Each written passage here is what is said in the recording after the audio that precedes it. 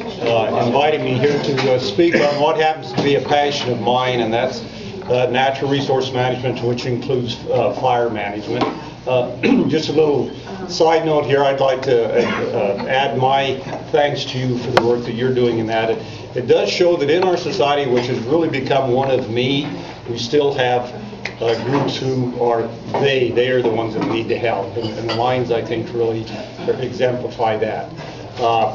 And there's times, and I think the two students here today, that, you know, I think there's times that, and I've thought this for many, many years, you know, maybe we ought to toss the old duffers out and put kids in charge. Really, I think you know, they have a way of seeing things that I think, as we mature into adults and supposedly intelligent human beings, we tend to lose over time. But anyway, back to, I'm the Fire Safe Program Manager in the Western Shasta Resource Conservation District, and as part of that, we support the Fire Safe Councils in Shasta County. We have an umbrella organization, it's the Shasta County Fire Safe Council, and then we have several scattered around the county. We have Hat Creek, Shasta West, South Lake Shasta, Fire Safe Council, and then some of our watershed management groups like Cottonwood and Cow Creek, and I forgot Shingletown Fire Safe Council also. So we have several of them, and these are folks just like yourself that they see a need. They see a need to try to do something. They have this passion about getting the information out to the residents in our county to help protect why we live here, and that's the environment we have here. And the one student, when she talked about protecting the birds and the bees and all that, she couldn't have been closer to the truth. That if we don't take care of our environment, we don't have much to live in, and we don't have much to even live for. And it's been a passion of mine, like Bob said, since 1964, when I went to college, started working for the Forest Service, graduated, went to work for the BLM. Retired from there 9 years ago, thought I could play and be happy and all that, and wasn't satisfied, wasn't meeting an internal need to feel like I was doing something worthwhile. So a job came up with RCD, and I jumped at it, and it's just been a blessing in my life to work for them. In relation to fire, what the Fire Safe Councils are, they're groups of people who are dedicated to get the word out, to say, hey, there's things we can do. We live in a very volatile, a very flammable environment here, and we've contributed to that over the years. We don't manage our forest very well on a landscape basis, and we as landowners, a lot of us have moved in from outside the area of that and bought a piece of our heaven, a piece of this beautiful country, without realizing it's a tangled mess. It's waiting to burn up. It's not a matter of if, it's not a matter of if in Shasta County, it's a matter of when. And you can see the large fires that have occurred all around Redding here, and as late as a year ago, and burned right up to the edge of Redding here, that there's all of us who are impacted by it. One program we push really hard is called Defensible Space, and that's where you can do things around your home or in your yards and that protects your home. And again, it's a matter of, one of the things we do, we write these plans, and in the plans, two programs generally emerge from that. One's called Shaded Few Breaks, that we go for grants to construct along major routes, the feeder routes, that allow the firefighters to get in to attack fires and allow the residents to get out. And then we have what we call defensible space, and really that's what protects your homes.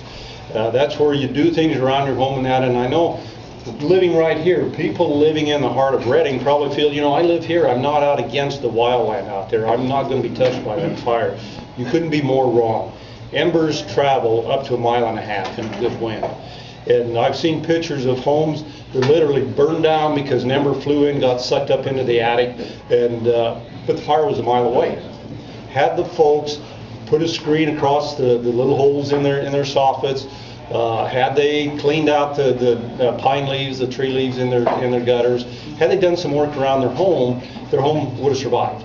And there's been studies that show that if you do this kind of work, it actually increases your home's survivability from 38% up to 78%. Now that is all well and good to say that, but it's a lot of work. And we have members in our society, in our neighborhoods and that's one thing I'm trying very hard to do, is instill a sense of, in neighborhoods, that we need to organize as neighborhoods. There's not enough money in the world to pay for these kinds of things across the board. And I think a lot of it too, regardless of how much money we have at the government levels and all, there is, and I'm a 31-year federal employee. The last thing I want in my life is government. Not because I dislike government or don't, but it just, frankly, there's things that we can do better than government. And I think we stretch government far too far, and as a result, government doesn't do a very good job. Now, one of the things we can do is defensible space. It takes a lot of sweat equity, is fairly expensive. And then that brings me we were talking about this at the Fire State Council meeting, the Shasta County Fire State Council a couple of weeks ago, and Ken has just started attending our meetings, and I'm really glad he's there, because he's got this sense of how we can get the word out. And I think that's 90% of the battle, is getting the word out, educating people, and then letting them take that and run with it. And we were talking about, when we talk about defensible space, anytime I go and talk with organizations or with groups of people about it, they say, well, we'd really like to do it, but I'm elderly, I'm disabled, or frankly, I just can't afford it. And so I think when we talk about the plans and the projects and all, the shaded fuel breaks, there's something that probably ought to be done with government money, with grant money, that kind of stuff. But when it comes to defensible space, I really think we can band together and help each other. I think we can bring neighborhoods together. We have intermixes of elderly people, disabled people, of young people that can work together and get the job done. And we were talking about that, and Ken came up with a great idea. He says, service clubs are looking for opportunities to do work for people. And we have at our office, we have a list of contractors. When people ask, well, who can I hire to come do this work? And the thought, and as soon as Ken said that, it went through my mind, well, maybe we could create a list of service clubs, and Boy Scouts, and I mean, even bigger than service clubs, of organizations that are willing, if we have somebody come in and say, I'd really like to do some defensible space, but for whatever reason, I just can't get it done. And I think that, it would not only help protect their homes, but this is one of those things that affects far more than your own personal property. That it affects your neighbors. And in fact, this is one thing that's become a passion of mine, is trying to get the word out. And for those people who, and I've been talking with Supervisors Modi and Baugh a lot about this, I think that the county ought to pass an ordinance that says if you don't do it, you're going to go answer to a judge about it, you're going to have a fine, and if you don't go clean up your property, that fine is just going to be tacked on to.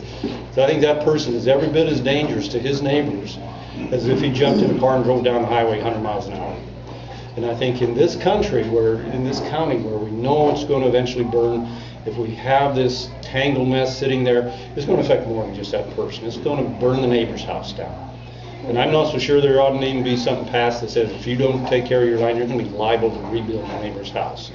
I think that's where we have to head with it. There has to be a lot of self-responsibility with it. But that being said, I think that there's still people who need a lot of help out here.